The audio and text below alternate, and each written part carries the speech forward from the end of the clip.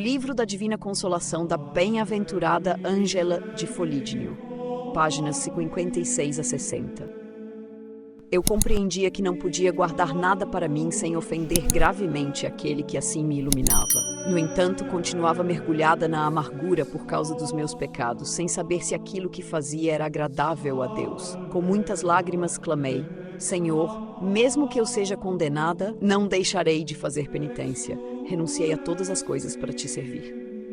Mesmo assim, como já disse, permaneci em tristeza profunda por causa dos meus pecados e não senti ainda nenhuma doçura divina. Contudo, fui tirada desse estado conforme relato a seguir. O 16º passo. Voltei à igreja para pedir a Deus que tivesse misericórdia de mim. Enquanto orava e recitava o Pai Nosso, Deus gravou esta oração em meu coração com uma compreensão tão clara da sua bondade divina e da minha própria indignidade que é impossível descrever. Cada palavra parecia escrita em meu coração e eu as pronunciava com profunda contrição e compaixão duradouras. Assim, embora chorasse por causa dos meus pecados e da minha indignidade, que então percebia claramente, ao mesmo tempo recebia grande consolação e começava a saborear algo da doçura divina.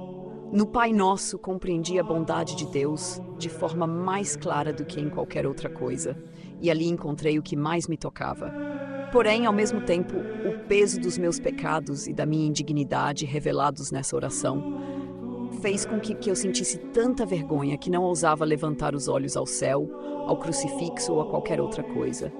Confiei-me então à bem-aventurada Virgem Maria, pedindo que ela intercedesse e alcançasse misericórdia para mim, bem como o perdão dos meus pecados, pois ainda me encontrava imersa na amargura do arrependimento. Oh, pecadores! Quão difícil e pesada é a caminhada da alma no caminho do arrependimento. Como ela está presa por fortes correntes e seus pés acorrentados. Quão maliciosos são seus companheiros, ou melhor, aqueles que a impedem, o mundo, a carne e o diabo. Vocês precisam saber que, a cada passo deste caminho, fiquei paralisada por um bom tempo antes de conseguir avançar para o próximo. Permaneci mais tempo em alguns passos do que em outros. Neste ponto, me foi revelado que a bem-aventurada Virgem Maria havia alcançado para mim a graça de uma fé mais profunda do que qualquer experiência humana poderia dar. Parecia que até então minha fé estivera quase morta, quando comparada àquela que agora me era concedida. Da mesma forma, percebi que as lágrimas que eu havia derramado anteriormente pareciam ter sido choradas com certa relutância, em comparação com as lágrimas que agora fluíam livremente. Por isso comecei a lamentar com maior intensidade a paixão de Cristo e os sofrimentos de sua mãe. A partir desse momento, tudo o que eu fazia, por maior que fosse, parecia insignificante.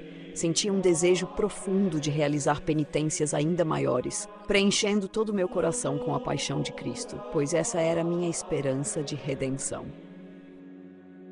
Mas por que os meus pecados e a minha indignidade me foram mostrados naquela oração mencionada? Comecei a sentir uma vergonha tão grande que não me atrevia a levantar os meus olhos, nem para o céu, nem para o crucifixo, nem para qualquer outra coisa. Apenas me entreguei à bem-aventurada Virgem Maria, pedindo-lhe que intercedesse por mim, implorando e obtendo misericórdia e perdão pelos meus pecados, visto que eu ainda estava afundado na amargura do pecado. Oh, pecadores, como é difícil e cheia de peso a caminhada da alma rumo ao arrependimento. Como estás preso por correntes fortes e com os pés acorrentados. Como são maus os teus ajudantes. Ou melhor, aqueles que te impedem, o mundo, a carne e o demônio. Deveis saber que eu demorei em cada um desses passos mencionados um bom tempo, até que fui capaz de avançar do primeiro para o segundo. Embora não tenha permanecido o mesmo tempo em cada passo, sendo que em alguns permaneci mais e em outros menos. Então, no 17º passo, estas coisas foram reveladas a mim. A bem-aventurada Virgem Maria havia alcançado para mim a graça de uma fé mais do que humana. Por isso, parecia-me que até aquele momento minha fé estava quase morta, quando comparada com a que agora me foi dada. Da mesma forma, parecia-me que as lágrimas que eu havia derramado até então tinham sido quase que derramadas sem vontade, se comparadas com aquelas que agora eu derramava. Por isso, agora eu lamentava pela paixão de Cristo e pelos sofrimentos de sua mãe, com mais fervor do que havia feito antes. E agora, tudo o que eu fazia, por mais que fosse grande ou importante, parecia-me de pouca valia, Eu desejava fazer mais penitência e enchia meu coração por completo com a paixão de Cristo, pois me havia sido concedida a esperança de que, por meio dela, eu poderia ser redimido. Agora, além disso, comecei a encontrar consolo nos sonhos, pois tive sonhos belos e agradáveis, de modo que fui consolado por eles. Também comecei a sentir a doçura e o consolo de Deus dentro do meu coração e externamente no meu corpo continuamente, tanto enquanto dormia quanto quando estava acordado. Mas, como ainda não sentia qualquer garantia, minha alegria estava misturada com amargura e meu coração não encontrava descanso, mas sempre desejava mais misericórdias de Deus. O 18º foi que finalmente comecei a ter o entendimento, as visões e as palavras de Deus, e me deleitava tanto na oração que até esquecia de comer. Por isso, passei a desejar que não fosse necessário comer para que eu pudesse estar sempre em oração. Esse desejo ocasionou uma certa tentação de não comer, ou, se comesse, que fosse uma quantidade bem pequena. Mas percebi que isso era uma armadilha, e havia tal fogo de amor em meu coração que nunca me cansava de estar de joelhos ou de fazer outras penitências. Depois disso, fui preenchido com um fogo ainda maior e um fervor mais intenso do amor divino, a tal ponto que, se ouvisse qualquer homem falando de Deus, eu gritava em voz alta, e mesmo que alguém estivesse com um machado pronto para me matar, eu não poderia ter me contido. A primeira vez que isso aconteceu foi quando vendi o pequeno pedaço de terra que era meu para dar o dinheiro aos pobres. Essa era a melhor posse que eu tinha. Mas no início, zombava de mim mesmo por chorar assim, como alguém zombaria de Petrúcio. Então percebi que não havia maneira alguma de agir de outro modo. Por isso acontecia frequentemente que, ao ouvir alguém falar de Deus, eu chorava em voz alta, mesmo estando na companhia de outras pessoas, não importando quem fossem. E quando essas pessoas me diziam que eu estava desordenada por agir assim, eu respondia que estava doente e sobrecarregada e que não podia agir de outra maneira. Também não conseguia convencer aqueles que falavam mal de mim por causa disso, o que me fazia sentir profundamente envergonhada. Quando eu contemplava a paixão de Cristo representada em uma pintura, mal podia me conter, sendo tomada por uma febre e caindo em uma espécie de enfermidade. Por essa razão, minha companheira escondia essas imagens da paixão sempre que possível, para que eu não as visse. Durante esses momentos de choro, tive muitas iluminações, compreensões, visões e consolações, algumas das quais serão relatadas nos tratados que seguem. Capítulo 1 de suas muitas e variadas tentações. Para que eu não me exaltasse por causa da grandeza e do número das revelações e visões, e para que eu não me enchesse de orgulho com os deleites das conversas e comunhões com Deus, o grande tentador foi enviado a mim e me afligiu com muitas e diversas tentações. Por isso fui atormentada tanto na alma quanto no corpo. Os tormentos do corpo eram verdadeiramente incontáveis, infligidos por muitos demônios de várias maneiras, de tal forma que mal acredito que os sofrimentos e as enfermidades do meu corpo possam ser descritos por escrito. Não houve um só dos meus membros que não fosse gravemente atormentado. Nem jamais estive sem dor, sem enfermidade ou sem cansaço. Estava sempre fraca, debilitada e cheia de dores, a ponto de ser obrigada a permanecer quase sempre deitada. Todos os meus membros pareciam como se tivessem sido espancados, e os demônios me afligiam com muitos tipos de tribulações. Assim eu vivia constantemente doente, inchada e sentindo dores em todos os membros, de modo que era difícil me mover. No entanto, eu não me cansava de permanecer imóvel, embora não conseguisse comer o suficiente. Em resumo, os sofrimentos do corpo eram grandes, mas os da alma eram incomparavelmente mais amargos e numerosos, e todos eram infligidos pelos mesmos demônios. Só posso me comparar a alguém que está pendurado pelo pescoço, com as mãos amarradas nas costas e os olhos vendados, deixado suspenso por uma corda no patíbulo.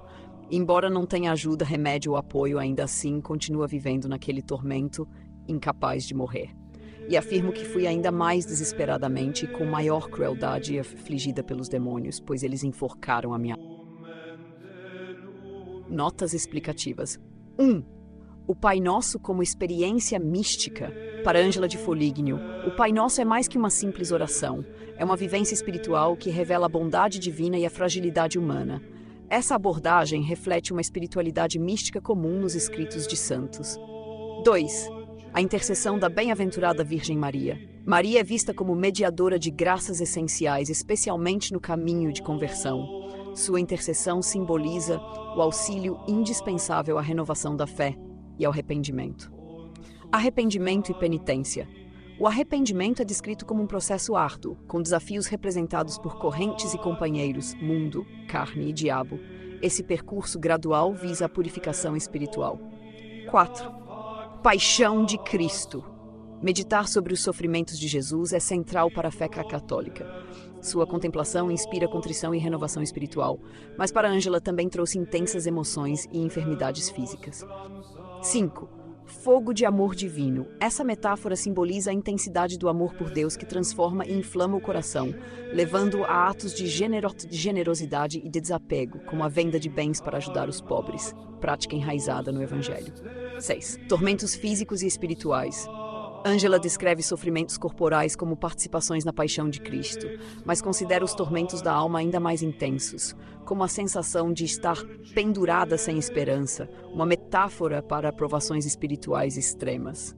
7. Os demônios e as tentações. Os demônios são vistos como forças espirituais que causam sofrimento físico e mental. Ângela os entende como instrumentos permitidos por Deus para provar e purificar sua alma. 8. Reações emocionais extremas. Chorar em voz alta ao ouvir falar de Deus ou ver imagens da paixão reflete uma sensibilidade espiritual profunda. Embora considerada desordenada por outros, Ângela via isso como uma expressão autêntica de seu fervor místico. 9. Petrúcio. Provavelmente uma referência a um personagem de época, usado por Ângela para ilustrar como ela zombava de si mesma por sua intensidade emocional. 10. Iluminações e consolações. Os fenômenos místicos que Ângela descreve, como visões, compreensões e consolações, são comuns em escritos de santos, representando momentos de proximidade divina e conforto espiritual. Queridos ouvintes, chegamos ao fim deste audiolivro e quero expressar minha profunda gratidão a todos que permaneceram conosco até aqui. Sua dedicação em acompanhar essa obra é um verdadeiro sinal de busca pela sabedoria e pelo crescimento espiritual. Que o conteúdo ouvido possa nutrir sua alma e fortalecer sua fé. Aproveito para convidá-los a explorar as playlists do canal Caminho Católico, onde vocês encontrarão outros tesouros espirituais.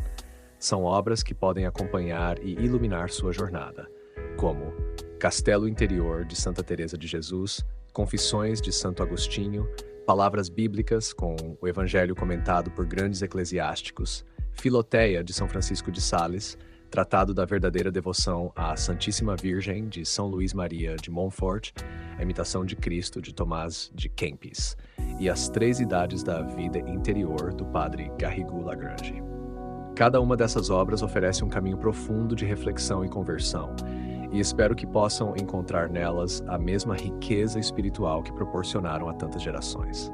Nosso canal está sempre aberto para quem deseja aprender e crescer na fé. Continue nos acompanhando e compartilhando essa jornada espiritual. Mais uma vez, obrigado por sua presença e que Deus abençoe a todos.